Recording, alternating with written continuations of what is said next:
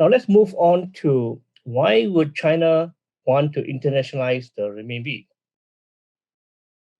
Well, the first answer is this would allow a lower reliance on obtaining US dollar from the trade surplus.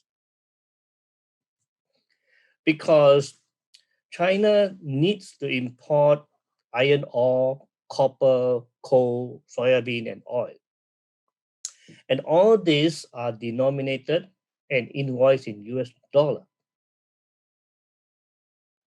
So China had to earn US dollar to pay for this. And it's cost them 250 to 400 billion US dollar a year. So imagine a world where the Chinese could pay for these big five commodities using their own currency. Just like the United States. The United States can just print US dollar to pay for all the imports.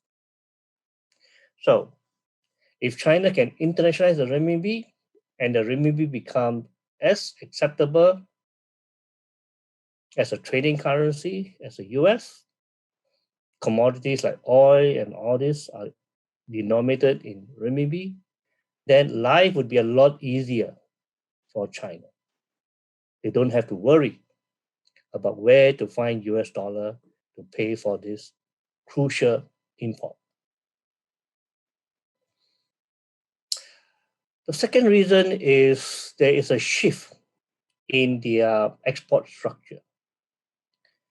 And as you can see from this chart, the dark line here, Chinese consumer goods export to the developed countries have come down. So should China stay with the weak renminbi currency policy in order to improve the exports? Well, maybe not, because part of this slowdown in consumer goods to the developed countries could be linked to demographic. As the citizens there are getting older, probably they need less consumer goods.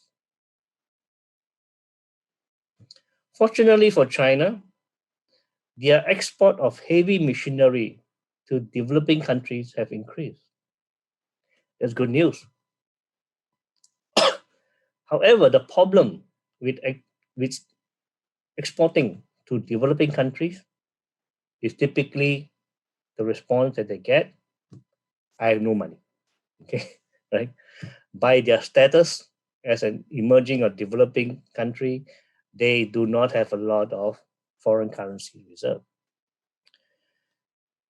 So this leads on to the second reason, right? If China can internationalize the renminbi, they can sell to this new market using vendor financing. And this fits in very nicely with the One Belt, One Road plan. So by opening up all this market here, China can lend them renminbi. And with the renminbi loan, they can use that to pay Chinese companies, helping them to develop their country.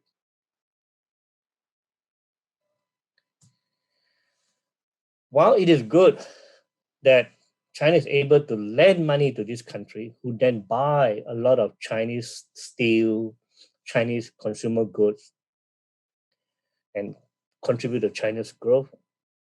The trouble is that these countries are now owing more and more money to China. And the question then is, what if they cannot pay?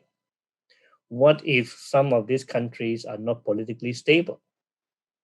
Would the new government recognize the old debt and agree to pay China what the previous government had agreed to pay? So these are all very, very big issues. The third reason to internationalize the renminbi will be the ability to help Shanghai become a global financial center. And this also speed up the process of moving away from the blue collar job, moving away from the factory stage, where at that time China need a fixed exchange rate to encourage the manufacturing jobs. So being able to drop that, China can then move on to the white collar job, to the financial jobs in the financial market. And this would mean that when China moved from stage 3 to stage 1, then they would have free capital flow. When they have free capital flow, that would mean that China would experience current account liberalization, and that would translate to greater cross-border asset movement. When your greater asset movement into and out of China, then Shanghai can be a major global financial center.